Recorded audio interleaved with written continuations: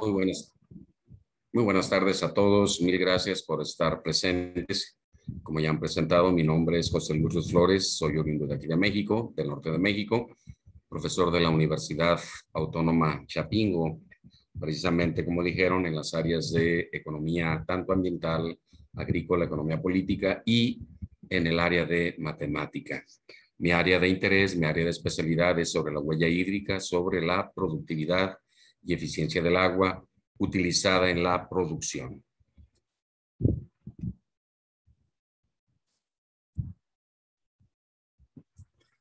El trabajo que ahora me toca presentarles es sobre la eficiencia y la productividad económico-social del agua utilizada en la producción a nivel comercial en el cultivo de granada, Punica granatum, el cual se contrasta contra el cultivo de manzana, Malus domestica, aquí en México, en el estado de Chihuahua, un estado al norte de México, colindante con Estados Unidos. Tenemos ahora algo del contenido que va a presentarse, que yo estimo terminaré en un muy breve tiempo, espero no llevarme más allá de 35 minutos, 40 tal vez, para por si hubiera alguna pregunta, poder atenderles. Aquí en el contenido tenemos la introducción, que es donde se va a insertar el problema a tratar de este trabajo, qué objetivos, qué hipótesis se persiguieron, qué materiales y métodos se utilizaron, qué fue lo que se obtuvo de resultados, qué se concluye y algo de la bibliografía que se utilizó en el artículo en cuestión. Esto es producto de un artículo que se está enviando a una revista. Al lado derecho ustedes pueden, al, al lado derecho ustedes podrán apreciar algo sobre indicadores de la huella hídrica de diversos cultivos. Por ejemplo, una hogaza de pan, una rebanada de pan, hablamos de 40 litros de agua usados en la producción. Una manzana de más o menos 100 gramos, 70 litros, es decir, un kilogramo de manzana a nivel, estos son datos, por cierto, a nivel promedio mundial, de Mekong en Hijo Extra, padres de la huella hídrica, requiere de 700 litros. Insisto, son promedios mundiales que como tales, dependiendo del país, dependiendo del sistema de producción, puede estar o arriba o abajo de estos indicadores. Un vaso de leche, un vaso de leche bovina, un vaso de más o menos una quinta parte de un litro, hablamos de poco más, aquí dice 200, pero en realidad es poco más de 200 litros de agua. La huella hídrica promedio mundial de la leche es de, cerrando cifras, 1.060 litros de agua por litro de leche, insisto, promedio mundial. En China son 3.500, en Holanda 580, en Estados Unidos como 720 litros de agua por litro de leche. En México, dependiendo del estado, dependiendo del sistema de producción, se llega a tener hasta 8.000 litros de agua por litro de leche en sistemas pues un poco silvopastoriles. En el caso de un sistema altamente especializado, ganado de alto registro genético, la huella hídrica de la comarca lagunera, la principal cuenca lechera productora de leche, es de 3.200 litros de agua por litro de leche. Así pues, tenemos algunos indicadores, insisto, de huella hídrica. No está la gente, no está el auditorio obligado, en principio, a saber qué es la huella hídrica, ni mucho menos a entender la importancia que reviste la huella hídrica. Así que me permitiré brevemente comentar, primero, que la huella hídrica no es más que un indicador muy nuevo, nace aproximadamente a inicios del año 2000, creo que es en el año 2002, si la memoria no me traiciona, cuando Mekong en Hijo Extra lo plantean. Ellos son investigadores, profesores de la Universidad de Holanda.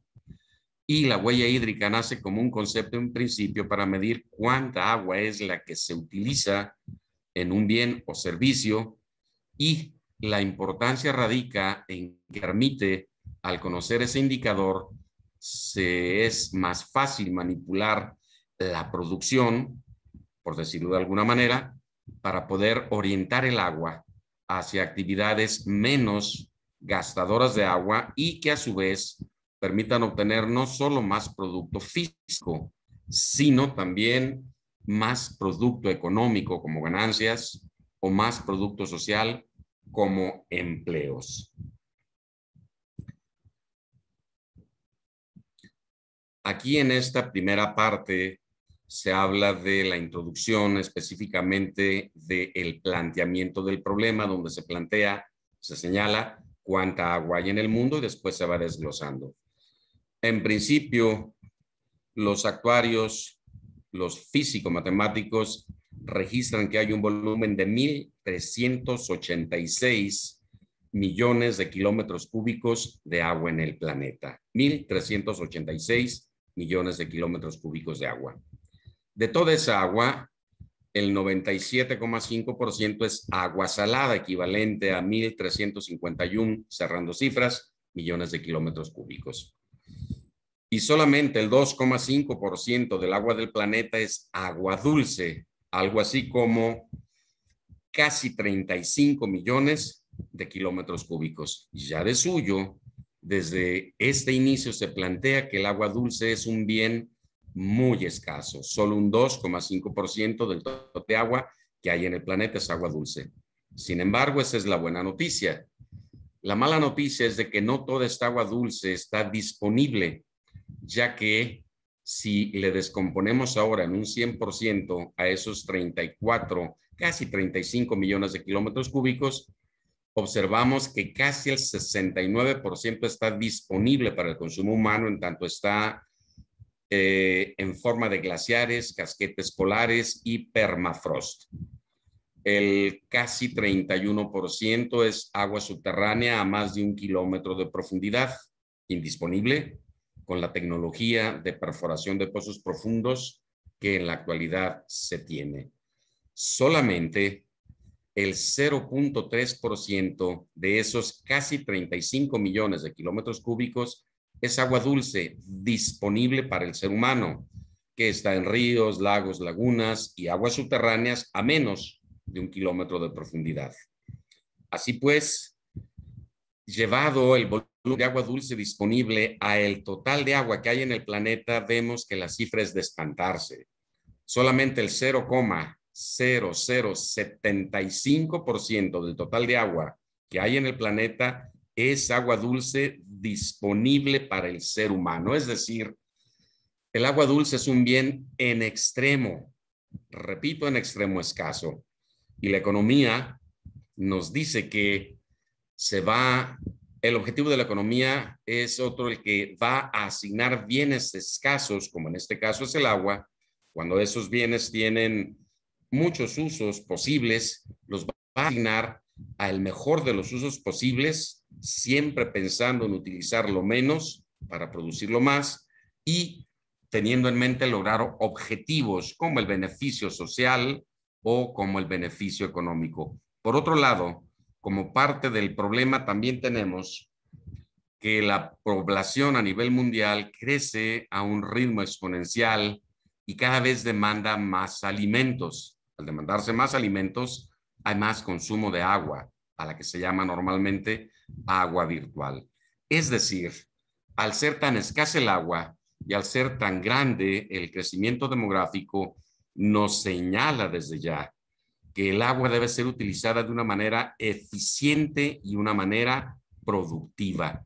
Utilizarlo menos, más bien utilizar lo menos que se pueda de agua para producir la mayor cantidad de bienes y de bienestar que con ella se pueda lograr. En esta segunda parte de la introducción, que es también parte del planteamiento del problema, que ya nos queda claro que el agua del planeta, el agua dulce, es muy, muy, muy escasa, 0,0075% de toda el agua que hay en el mundo. Y ahora la pregunta es, bueno, si el agua es escasa, ¿quiénes son los principales usuarios de esa agua dulce? En este caso, este cuadro, esta tabla se refiere solamente al agua dulce subterránea, es decir, obtenida, extraída a menos de 1 kilómetro de profundidad. Vemos que el principal consumidor de agua dulce del subsuelo es la India, con 761,000 hectómetros cúbicos por año.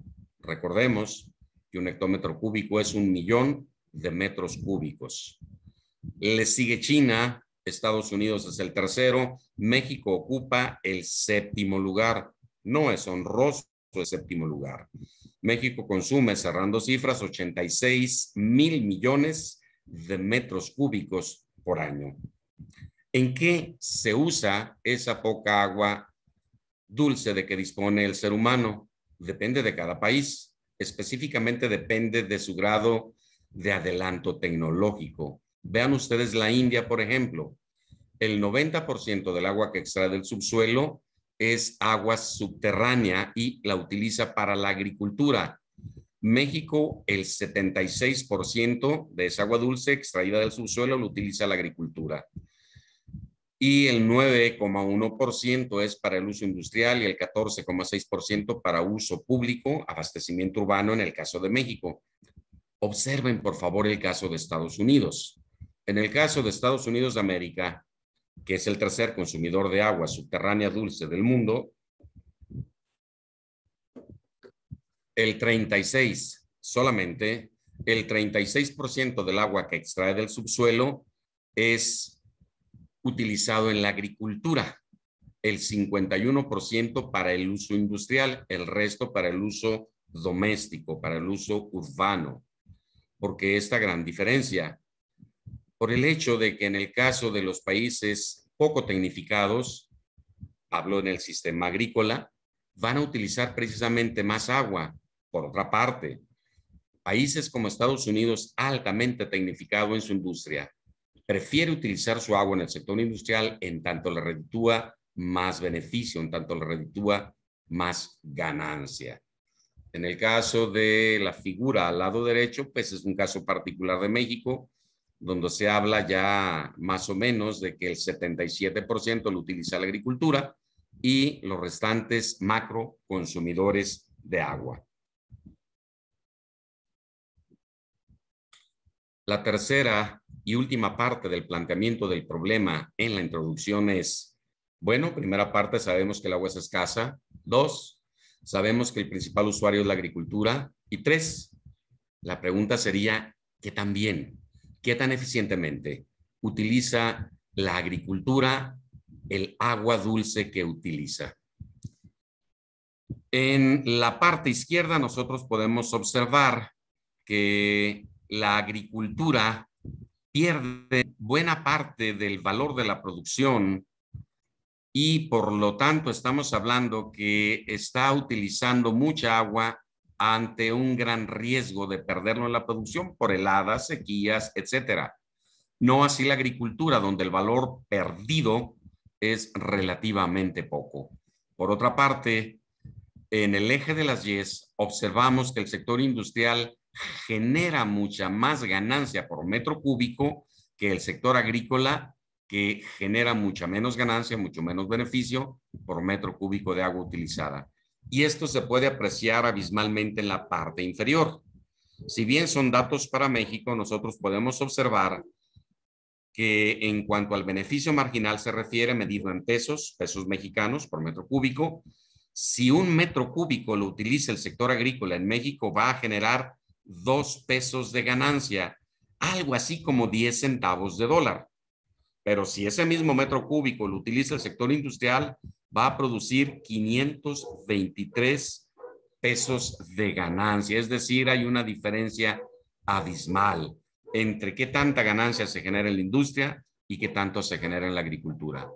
En la parte derecha observamos que en el caso particular de México, no leeré las cifras, solamente basta mencionar que estimación de la Comisión Nacional del Agua, CONAGUA, un instituto federal en México, señala de que se pierde mucha agua por el mal estado de los sistemas de riego, por los canales, por la infraestructura obsoleta. Y esto nos indica entonces que la agricultura mexicana no está haciendo un buen uso del agua. El problema específico a plantear, ya quedó más o menos delineado, es que la producción de alimentos crece a nivel exponencial. Los alimentos se van a producir en la agricultura o en la actividad pecuaria. Son realmente crecientes y demandan agua. Por ello es que si el agua o dulce disponible que están utilizando debe entonces esa agua de ser utilizada de manera eficiente, acotada a la definición de cociente, tal como lo hace la economía, producir lo más con lo menos. O dicho al revés, utilizar lo menos que se pueda de agua por unidad de producto que se esté generando. Aquí un ejemplo acerca de qué sucede cuando el agua no se la utiliza de manera eficiente, de manera adecuada. Es el Mar de Aral, ubicado en repúblicas soviéticas como Uzbekistán, Kazajstán, Turkmenistán, donde a partir de los años 60 se produjo algodón, se inició a producir algodón, en tanto la Unión Soviética estaba destinando buena cantidad de recursos pecuniarios a la compra de algodón egipcio, de algodón producido en la India, para poder abastecer a la industria textil nacional de la Unión Soviética. Se les fugaba mucho dinero. Así que se convocó a la inteligencia soviética para evitar esa fuga de dinero, esa fuga de capital al comprar algodón, y se pensó producirlo en esas regiones. Para ello se utilizó el agua que abastecía al Mar de Aral, que no era un mar, era el cuarto lago más grande del planeta. Y vean ustedes cuán pequeñito queda en la actualidad. Creo que ronda tan solo en un 3 a un 5% del tamaño que originalmente tenía, y trayendo consigo unos problemas ecológicos enormes. Se agotaron especies de flora, de fauna, allí en el Mar de Aral. El agua del Mar de Aral actualmente es pero tan salada, que es, creo, 4 o 5 veces más concentrada la cantidad de sales que en el Mar Muerto.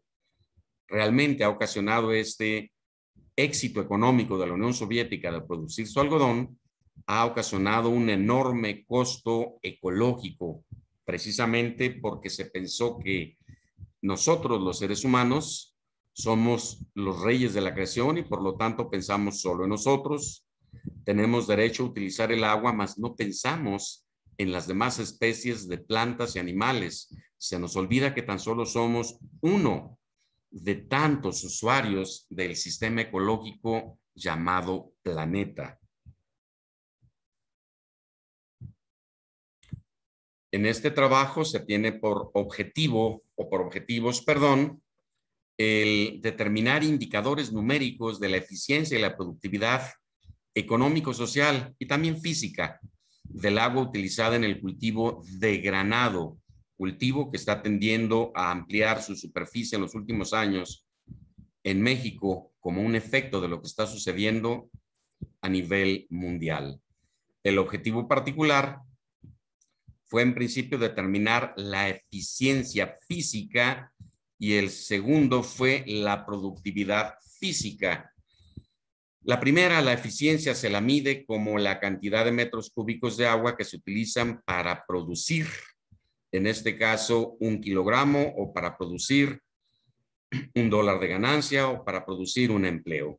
Y la productividad nos va a permitir determinar indicadores como, por ejemplo, qué tantos kilogramos de productos se generan por metro cúbico de agua usada, qué tantos dólares de ganancia se generan por metro cúbico, en este caso hectómetro cúbico de agua usada en la producción, y la productividad social nos dice qué tantos empleos se asocia a el uso de esa agua en la producción. Esos fueron los objetivos de este trabajo, del cultivo de granada, Punica granatum, y contrastarlos contra el cultivo de manzana. ¿Por qué el granada? Porque la manzana. En principio, porque el cultivo de granada está siendo fomentado de manera fuerte en el norte de México, específicamente en Chihuahua, y allí en Chihuahua el principal cultivo en términos económicos, el que más valor genera, el que más aporta a la economía del estado, es el cultivo de manzana. Por ello es En principio la granada, que aunque apenas es incipiente su superficie, se le contrastó contra un cultivo de antaño cultivado con miles de hectáreas cultivados, como lo es la manzana, principal estado en Chihuahua, al norte de México. Se tuvieron 4 hipótesis de trabajo. La primera alude a la eficiencia física, donde se menciona que esa eficiencia física en el granado es mayor a la del manzano. ¿Qué quiere decir esto? Bueno, muy sencillo, que la cantidad de agua que se utiliza en el cultivo de granado para producir 1 kilogramo de producto es menor a la cantidad de agua que se utiliza al producir un mismo kilogramo, pero en el cultivo de manzana. La segunda hipótesis alude a la productividad económica, donde se presupone que la productividad económica del agua en el cultivo de granada, ahí en Chihuahua, es superior a la productividad económica del agua en el cultivo de manzano. ¿Qué quiere decir esto? Bueno, que se van a generar más dólares de ganancia por hectómetro cúbico de agua utilizado en el caso del granado si se lo contrasta contra el manzano, siempre a nivel del estado de Chihuahua en México. La tercera hipótesis alude a la eficiencia social con que se utiliza el agua, medida la eficiencia social como la cantidad de agua en metros cúbicos que se necesitan para producir un empleo. Hay que aclarar que el agua per se no genera empleo, pero su uso se asocia a la generación de más o menores empleos, en tanto cada cultivo demanda una mayor o una menor cantidad de trabajadores por hectárea, de jornales por hectárea. En esta tercera hipótesis se presupone que la eficiencia social del cultivo de granado es mayor a la que tiene el cultivo de manzana. Es decir, que se va a utilizar menos agua para producir un empleo en el granado que en el manzano. La cuarta hipótesis sobre algo muy particular que se refiere a que el estado de Chihuahua está impulsando un proceso de reconversión productivo, caracterizado ese proceso por sustituir manzanares productores en las zonas más serranas de muy bajos ingresos con el cultivo de granado. Y aquí lo que se planteaba es ver si esa reconversión productiva en principio ahorra más agua que la situación actual de cultivo de manzana, si genera más empleos, si genera más ganancias que la manzana, esa reconversión productiva.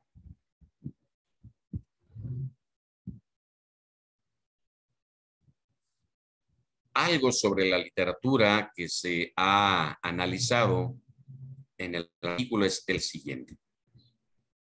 Primero, delimitar el origen filogenético del granado. El granado, de acuerdo a Vavilov, es originario de la cuarta región, que sería lo que actualmente conocemos como Turkmenistán, Irán, Irak, parte de Kazajstán. El cultivo de granado tiene el mismo origen filogenético que cultivos como el olivo, el peral, la palma datilera, el higo, y se lo cultiva desde hace muchísimos años. Es de los primeros cultivos que el ser humano cultivó. Es pues origen en esta parte de Asia, la región cuarta de Vavilov. Y aquí es lo que mencionábamos, que el cultivo de granado tiene ya cerca de 15,000 o un poquitito más de 15,000 años siendo cultivado. Se origina en Asia, en esa parte de Asia, pero de ahí se ha difundido a otros lugares, a grado tal que actualmente España es uno de los países con más alta cantidad de materiales germoplásmicos de granado, de más variedades patentadas, registradas en el cultivo de granado. El cultivo de granado hasta hace relativamente muy pocos años, 20, 30 años atrás, del mundial, era un cultivo casi de traspatio, era relativamente poco producido a nivel mundial. Lo producía por su belleza en sus flores, por sus frutos, pero más que nada por la belleza de sus frutos, el color tan vívido de sus frutos. Por supuesto, también se lo consumía, no solo de manera directa, sino para hacer jaleas, para hacer jugos, etcétera. Sin embargo, a raíz de que se le analiza y se descubre su calidad proteica, su calidad nutricia, se lo cataloga como un superalimento, incluso está registrado que es útil en el combate a muchas enfermedades, hipertensión, cáncer, ayuda al sistema inmunológico, aparte de ser nutritivo, de no ser engordador, es considerado un superalimento. Entonces, a raíz de esta, digamos, de recategorización del granado, hace 30 años, este cultivo empezó a aumentar su superficie de manera muy notoria, de manera general en el mundo, pero muy de manera particular en el caso de México en los últimos 5 años. A grado tal, insisto, que el estado de Chihuahua ha sido el único hasta este momento que está ya generando patrones de reconversión, sustituyendo al añejo cultivo de manzano solamente hay que aclarar, en aquellas regiones productoras de manzana que genera muy poco ingreso. Como un cultivo alternativo se plantea a el granado. Hay, por cierto, una parte muy hermosa de la historia del granado que señala que los dioses en la antigüedad aparecen no retratados, sino pintados, los dioses griegos, junto a plantas de granado. En la antigüedad, en Grecia, las mujeres cuando iban a ser desposadas, se las ponía en la cabeza con una corona hecha con ramas y con flores de este cultivo de granado. Tiene una historia excelente este cultivo. La producción mundial de granado. En cuanto a la producción se refiere, los principales productores son la India e Irán. Y van a ver que es extraño que la India, siendo el primer productor, no es el principal exportador. La India, Irán y en mucha menor medida Estados Unidos son los principales productores a nivel mundial de granada.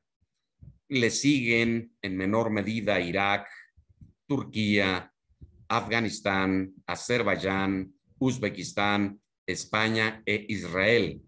Y en el embudo de otros, ahí se pone a todo el cúmulo de países restantes. Dentro de ellos está México, que no descuella en la producción mundial de granada. Tenemos aquí a los principales países, tanto importadores como exportadores de este cultivo, de la granada, de este superalimento. Y ahí observamos en el caso, me voy al recuadro de exportaciones en la parte derecha, que los principales países exportadores de granado, recuerden que la India era el principal productor, ahora es el 10º país exportador. Ello se debe a que básicamente la India lo destina al mercado interno. El principal exportador es España, seguidos de otros países, Tailandia, China, etcétera. Estados Unidos es el 7º exportador de granado. Y ahí en la parte derecha aparece el monto en millones de dólares de esas exportaciones. Véanlo, la India 45 millones de dólares contra España 200, poco más de 200 millones de dólares. En el caso, por ejemplo, de los países importadores, el primer país es China con 569 millones de dólares. No aparece México, no aparece la India. El segundo país sería la Federación Rusa, con 223, casi 224 millones de dólares. Norteamérica es el 7º país importador, mismo lugar que ocupa como exportador. Y luego los otros 134 países, dentro de ellos México, pues está su aporte en cuanto a valor de las importaciones y a valor de las exportaciones. Tenemos nuevamente, como casi fue al inicio, indicadores de la huella hídrica, indicadores que nos señalan qué tanta agua se necesita. Y en la parte izquierda tenemos cultivos vegetales y en la parte derecha productos de origen animal. La manzana, lo habíamos dicho ya, promedio mundial, 700 litros. Insisto, son promedios mundiales. Acuérdense que todo promedio es engañoso. Hay cifras arriba y abajo de estos indicadores. Para las papas hablamos de 900 litros de agua por kilogramo de papa. Así hasta llegar al caso extremo de la carne de vaca, la carne bovina, cuya huella hídrica es de 15.500 a 16.000 litros de agua por kilogramo de carne. Así que cuando pienso en un estado como Chihuahua, en un estado como Sonora, aquí en México, donde se es gran consumidor de carne, o pienso en los ricos asados de Córdoba, Argentina, donde me ha tocado estar, o en San Juan, donde la gente consume carne a pasto. Ay Dios, cada vez que la gente se está comiendo un kilogramo de carne, están gastándose casi 16.000 litros de agua. La carne de cerdo son 4.800, el queso 5.000 litros, un kilogramo de huevo 3.300 litros de agua. Pero por favor, insisto, no olviden, hablamos de promedios mundiales. Es decir, que así como habrá países que estén abajo de los 15.500 litros de agua por kilogramo de carne bovina, habrá otros, seguro, que están arriba de ese promedio. Tenemos aquí algún contraste, ya entrando al tema de lo que sería el cultivo de granada. Repito, lo que nos interesa, creo que tengo que aclarar, lo que nos interesa no es el cultivo de granada. Lo que nos interesa no es el cultivo de manzana, ni el huevo, ni la carne de res. Lo que nos interesa es, o el objetivo, o la razón de ser de este trabajo, compañeros, es el uso del agua acuerpado, personificado en el cultivo de granada y contrastado contra la manzana. Pero este trabajo no es sobre granado. Este trabajo no es sobre manzana o sobre carne de cerdo o leche. No, es sobre el uso del agua, de cómo se usa el agua en cultivos o en productos de origen ganadero. En el caso específico de esta tabla, donde se habla de la producción de granada y de la manzana irrigadas en México en el año 2020, nosotros tenemos que a nivel nacional, voy a cerrar cifras, son 39.500 hectáreas entre ambos cultivos, 500 de granada y 39.000 de manzana. A nivel del estado de Chihuahua, de esas 39.500 hectáreas cultivadas de ambos cultivos a nivel nacional, casi 28.000, 27.900 y fracción hectáreas se dan en el estado de Chihuahua. Es un estado que provee a México de frutas. 28.000 son de manzana en Chihuahua y 35 hectáreas nada más son de granada. Apenas hace 3 años que se la está introduciendo. A nivel nacional, entre manzana y granada, Chihuahua abastece, o no abastece, perdón, aporta el 71, cierro cifras, por ciento de la superficie cosechada nacional. En cuanto a producción se refiere, a nivel nacional, la granada y la manzana representan 693.000 toneladas, un poquitico más. Chihuahua, de esas 693.000 toneladas, abastece al mercado con 622.000 toneladas, es decir, casi el 90%. Y en forma específica, Chihuahua abastece el 90,3% de la manzana producida a nivel nacional y el 6,7% de la granada producida a nivel nacional. En cuanto a el valor de la producción generado por ambos cultivos, a nivel nacional son casi 8 millones de pesos lo que se está generando.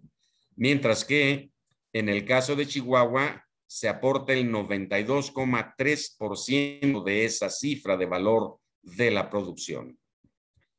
Los restantes recuadros nos muestran la importancia de Chihuahua, por ejemplo, en el rendimiento, que a nivel nacional, en el caso de Granada, en la parte inferior, nosotros observamos que la granada de Chihuahua está abajo del promedio nacional en cuanto a toneladas por hectárea, ya que la hectárea de Chihuahua produce solamente el 89% de lo que la hectárea nacional genera, 8.81 toneladas por hectárea, mientras que en Chihuahua son 7,83 toneladas por hectárea.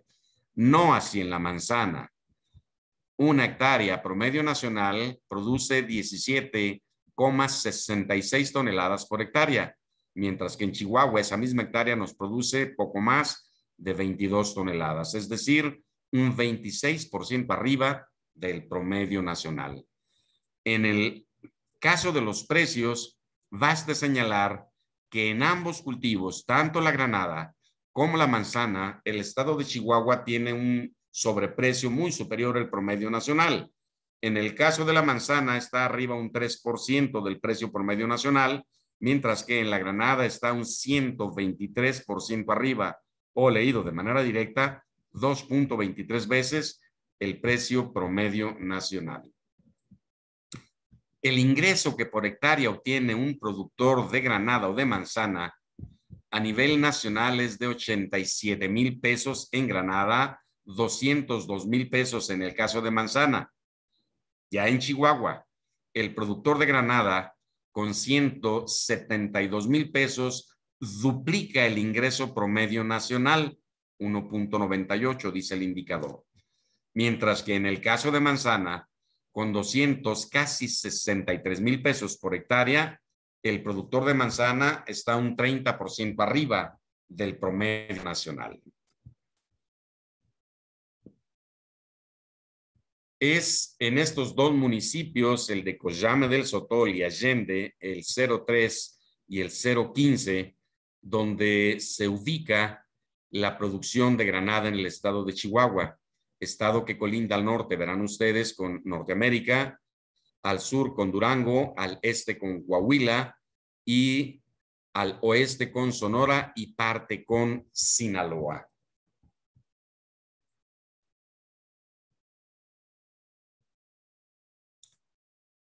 Estos dos modelos matemáticos muy simplificados en el caso son los que dan origen a los modelos que tenemos aquí que fueron utilizados. Regreso a los modelos que son los papás o la mamá más bien de estos modelos matemáticos. Todos esos modelos que veremos enseguida tienen este origen común. Son simples cocientes.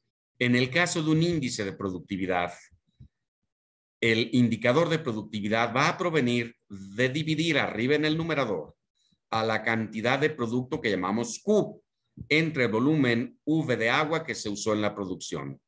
En el caso del producto Q, ese producto puede ser de naturaleza física, por ejemplo, toneladas por hectárea, o puede ser de naturaleza económica, ganancia por hectárea, o puede ser de naturaleza social, cantidad de trabajo generado por hectárea. El volumen V que se utilizó en el denominador, en el índice de productividad, es el volumen de agua que se utiliza por hectárea, que para nosotros los agrónomos lo calculamos simplemente multiplicando los 10,000 metros cuadrados de una hectárea por lo que aquí en México, no sé si en otros países se lo denomine lámina de riego, es decir, la altura de la columna de agua que utiliza un cultivo a nivel comercial.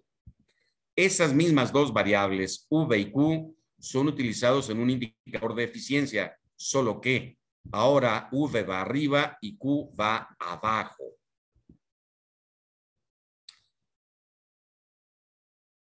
Esos dos modelos son, o sí son las mamás de estos modelos de productividad y eficiencia física del agua. La E mayúscula en el lado izquierdo del cuadro indica eficiencia, la P productividad, F física, A es el agua. Así, la eficiencia física del agua, la ecuación número 1, cuando es para un cultivo individual, allí aparece como algo complicado, pero es simplemente, repito, dividir qué agua se utilizó por hectárea, y eso va a provenir de 10 a la 4, son los 10,000 metros cuadrados de una hectárea, por la lámina de riego. Y ello lo vamos a dividir entre el rendimiento físico suele castigarse, nosotros los agrónomos solemos castigar en la lámina de riego por un índice EC, que aquí aparece con la letra EC, un índice de conducción de la red hidráulica. Es decir, si mi fuente de agua que va a abastecer al cultivo es, por ejemplo, una presa, y esa presa está a 200 kilómetros de donde se la va a utilizar produciendo nuez, por ejemplo, nogal pecanero en el caso de México, pues allí donde esté a 200 metros, a 200 kilómetros, el nogal se va a utilizar, se me antoja pensar, el doble de agua que en el nogal que está puesto cercano a la presa. Así que el índice de conducción de la red hidráulica SI va a ser simplemente 0,5, es decir, se le castiga. Y si el nogal estuviese requiriendo 12,000 metros cúbicos de agua por hectárea, en tanto su lámina de riego, incluso lo pude ver con la profesora Silvana, que tiene la misma lámina de riego en Argentina que acá, 1.2 metros, serían 12,000 metros cúbicos. Al dividirla entre 0,5 me dice que ese nogal debería de soltarse de la presa 24,000 metros cúbicos para que le llegue al cultivo la mitad, 12,000 que requiere. En la parte derecha no vamos a entrar en pormenores, es el mismo indicador, solo que cuando se trata de un nivel de varios cultivos, esa es la superficie de un cultivo y significa que es un cultivo específico. El R es la lámina de riego, ese es el índice de conducción de la red hidráulica. RF es el rendimiento físico. Cuando nosotros hablamos, por ejemplo, del indicador de productividad económica en miles de dólares de ganancia por hectárea, va a asumir esta forma. 10 al cuadrado por la ganancia por hectárea, por el índice de eficiencia de conducción de la red hidráulica dividido entre la lámina de riego. Pareciera ser un poquitico complicado, no lo es. Repito, es tan solo, vuelvo a donde estaba hace rato, atrás más bien, es simplemente dividir un número A en el numerador entre un número B en el numerador. A puede ser Q o puede ser B. La ventaja de estos modelos es que son replicables a cualquier cultivo allí donde se lo quiera analizar a escala comercial. Aquí aparecen algunos indicadores de las variables que se utilizaron. Aquí el significado de algunas iniciales que aparecen en el trabajo. Los resultados y la discusión. Tenemos aquí los costos de producción del cultivo de granado y de manzano.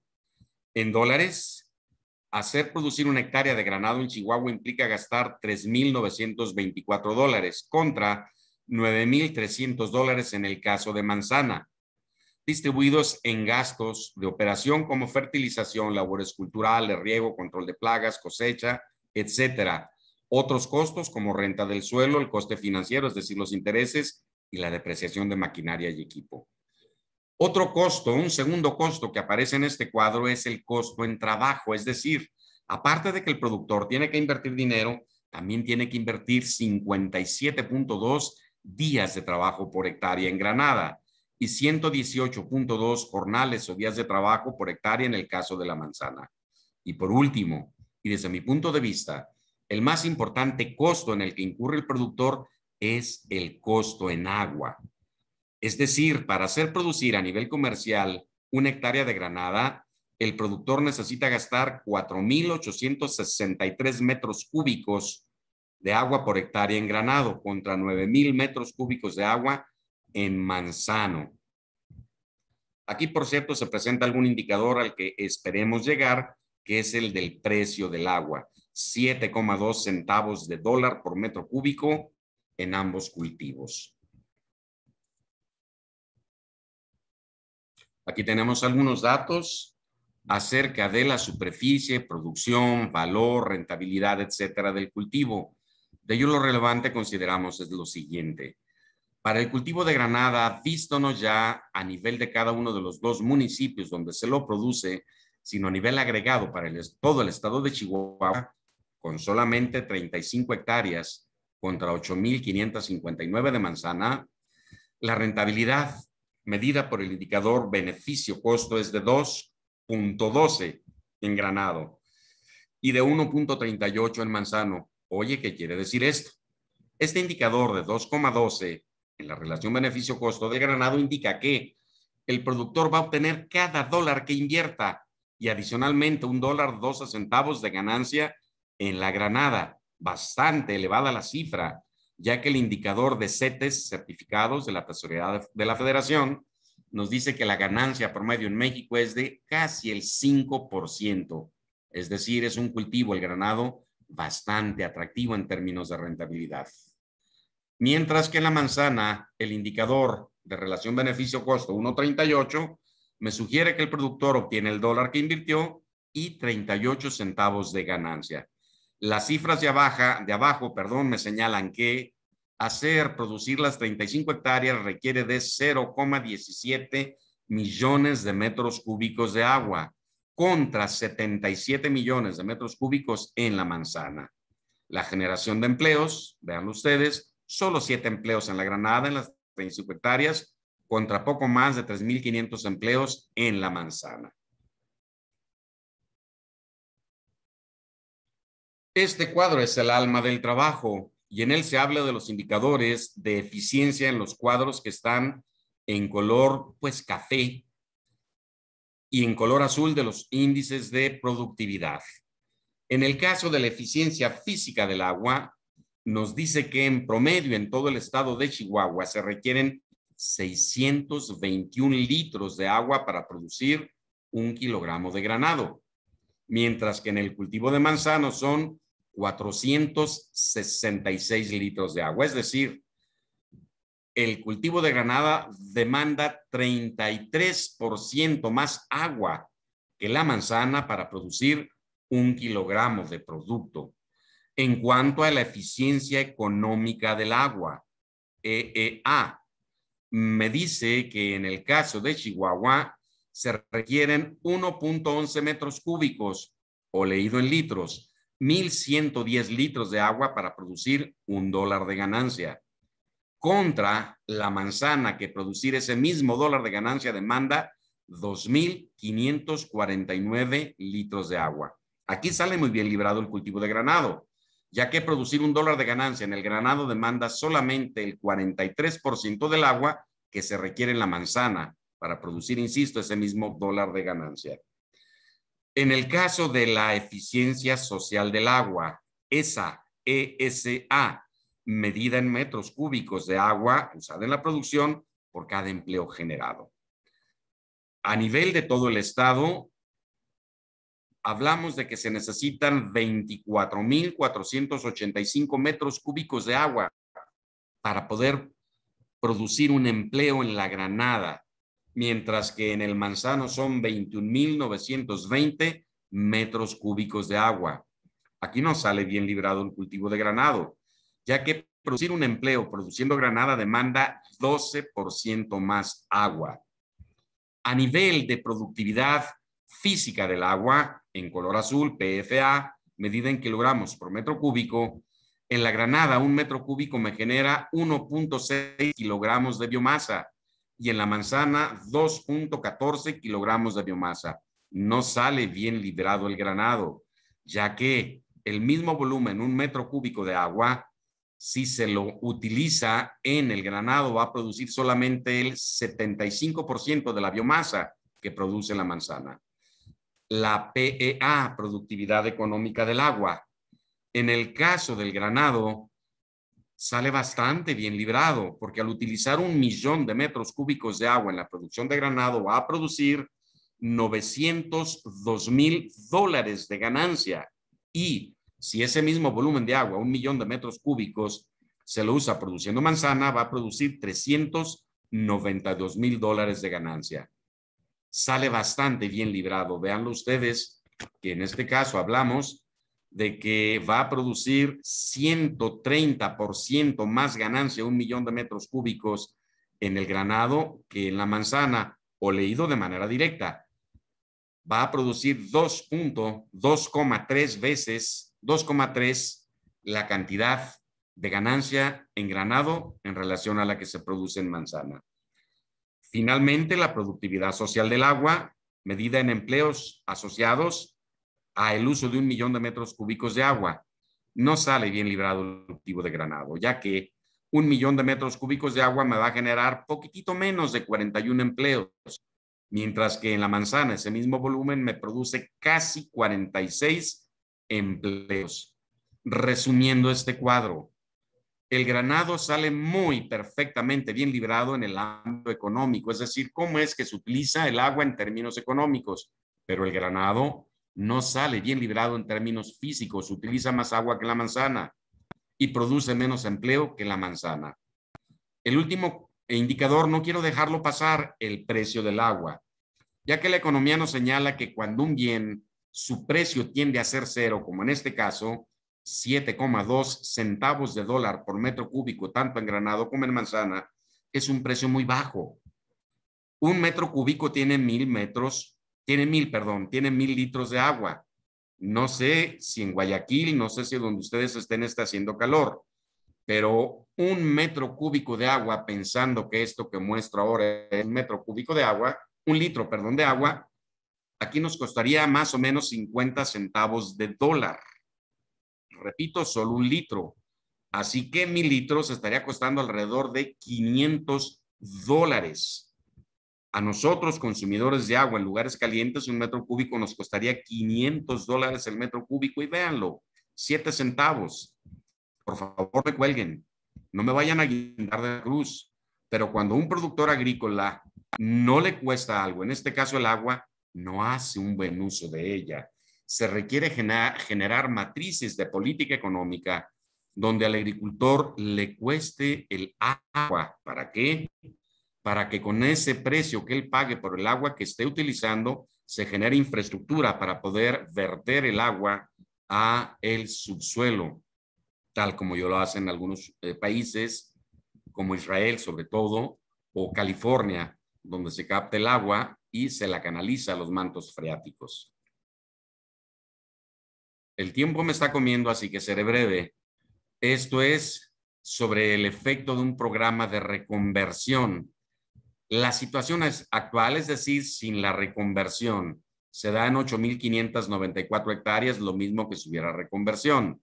En la situación actual, vemos que la ganancia son 30,37 millones de dólares y si se da la reconversión, 30,64 millones de dólares, 0,26 millones más, un 1% más de ganancia con la reconversión.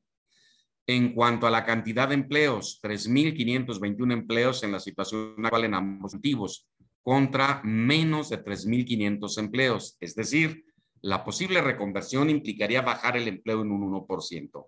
Pero aquí lo importante, desde mi punto de vista, y soy economista, no soy ecólogo, es el agua.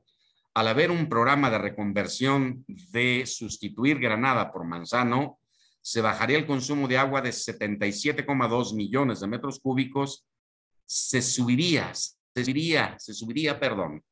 hasta 75,9 millones de metros cúbicos de agua. No sale bien librado el programa de reconversión. Tenemos algunos indicadores donde se contrasta ahora a la granada en color verde contra muchos otros cultivos. Por ejemplo, ustedes pueden ver ahí el nogal pecanero, producido en el norte de México.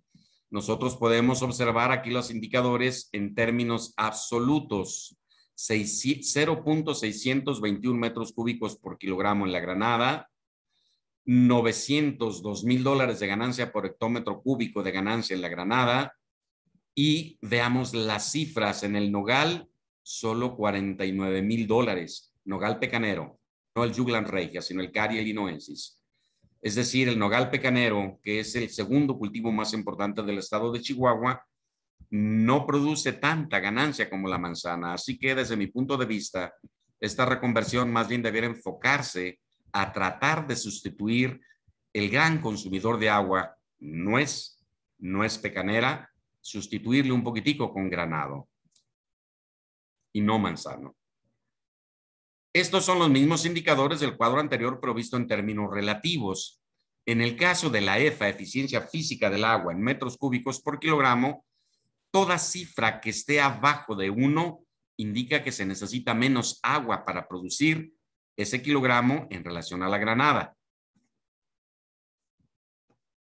En el caso del indicador de la productividad económica del agua, toda cifra que esté abajo de la unidad indica que ese cultivo va a tener o va a producir una menor ganancia que el cultivo de granado. Aquí solamente observamos que el cultivo de fresa en Michoacán produce 4 veces más ganancia por hectómetro cúbico que el granado. Todos los demás, manzana y nuez pecanera, sin excepción, producen menos ganancia por hectómetro cúbico. El que sí es una verdadera pifia es el nogal pecanero. Produce solamente el 5% de las ganancias que produce el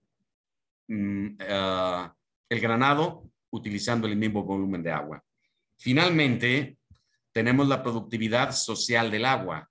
Toda cifra que sea mayor a la unidad indica que ese cultivo es más productivo socialmente utilizando el agua que nuestro granado. Así observamos que la manzana de Chihuahua de esta obra y la fresa son más productivos socialmente usando el agua que el granado. Todos los demás, la manzana de bajo uso de tecnología, es decir, productores pobres que no utilizan sistemas tecnificados, o la manzana de alto uso de tecnología, AT, aún ellos no son tan eficientes utilizando el agua en términos sociales.